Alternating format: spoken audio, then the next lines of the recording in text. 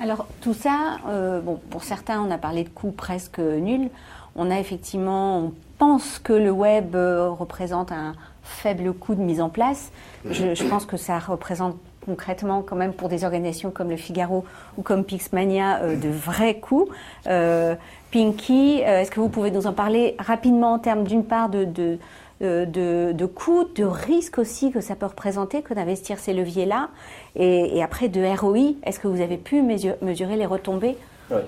Tout d'abord, nous, en tant que, il faut couper un petit peu un a priori de penser que le web ne coûte rien. Ouais. D'abord, Pixmania, c'est d'abord 1300 personnes déjà dans le groupe, c'est quasiment 900 millions d'euros.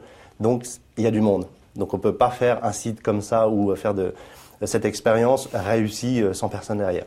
Dans la partie web 2.0, on a aussi du monde, donc forcément, ça coûte. Maintenant, on est toujours dans une démarche ROIste sur Pixmania, puisqu'on va mesurer réellement l'ensemble des résultats. Tout ce qu'on peut dire aujourd'hui, c'est que sur l'ensemble de ces leviers, on va mesurer le trafic, la notoriété gagnée et le capital sympathie. Maintenant, c'est-à-dire tout ce que l'on n'a pas gagné, c'est surtout, enfin qui n'est pas encore tout à fait mesurable, c'est tout ce qu'on a pu couper en termes de litiges en amont, le plus tôt possible. Et ça, on va dire que ça n'a pas de prix. Donc il faut le faire pour nous. Ça, c'est une évidence. Les risques, c'est de se tromper finalement dans l'utilisation de ces médias.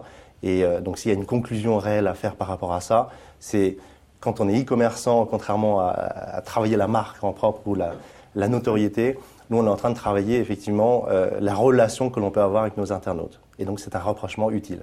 D'accord. Clément, pour Le Figaro? Alors, si on parle vous parliez là de ROI, oui. Pour un site média comme Le Figaro, il faut savoir que nous, dans les médias, on est un peu schizophrène. Parce que le R de ROI, le return, qu'est-ce qu'on gagne au final? Donc, si d'un point de vue monétisation, on va parler de publicité, d'abonnement payant, de la select et business, ce genre de choses. Pourtant, l'internaute qui vient sur notre site, il ne vient pas pour ça. Sur Pixmania, j'y vais pour acheter un produit. Ça tombe bien, c'est là que Pixmania se fait de l'argent. Sur Le Figaro, je viens lire un article. Un internaute qui vient lire un article, nous on est ravis. Le problème c'est que ça ne rapporte pas d'argent. À un moment donné, il faut bien vivre, payer les journalistes. Pour information, pour répondre à votre question d'avant, c'est plus de 650 personnes qui travaillent sur le web au sein du groupe Figaro sur 2000. Bon, un tiers, grosso modo. Donc c'est pas rien et c'est beaucoup d'argent. Donc il faut bien identifier le R, le retour de retour sur investissement.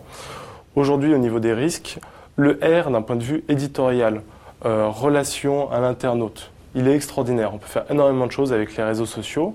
Si on doit parler de risque de potentiel d'amélioration, il est plutôt d'un point de vue business.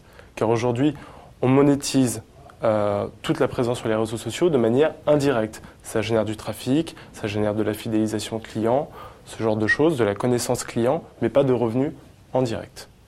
S'il fallait trouver un risque. D'accord. Augustin, alors vous, c'est clairement le capital sympathique, vous mesurez, je suppose. Nous, on mesure la notoriété de la marque et de l'aventure et qu'en fait, aujourd'hui, on a un peu du mal à mesurer. Ce qu'on voit, c'est évidemment l'évolution du chiffre d'affaires, mais nous, les indicateurs très simples sur mes nouveaux médias, c'est le nombre de fans Facebook. C'est con, mais c'est un indicateur extrêmement simple, en tout cas fiable.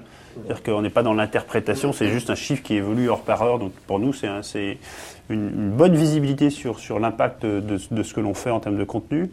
Le nombre d'abonnés à notre feuille de bananier électronique. Donc ça aussi, c'est très simple, c'est le nombre de gens et c'est lisible. C'est pas, moi je trouve que les débats, après c'est tellement technique, le nombre de pages vues, le nombre de visiteurs uniques, moi j'y comprends rien. Nous on a des indicateurs très simples qu'on suit et qui sont pour nous très pertinents. Donc c'est effectivement le nombre de fans, nombre de réactions sur le blog. Voilà, on a donc dans nos tableaux de bord, toute une petite série d'indicateurs très simples qui nous permettent de mesurer si en tout cas ce que l'on fait et le temps qu'on y consacre, parce qu'effectivement pour nous c'est uniquement un temps de coût homme, a du sens et a un peu d'impact. Si on s'aperçoit que notre groupe Facebook il passe à 0 demain, on arrêtera, on fermera Facebook et on passera à autre chose. Voilà. Donc nous on a évidemment des indicateurs de suivi pour savoir si ce que l'on fait a du sens.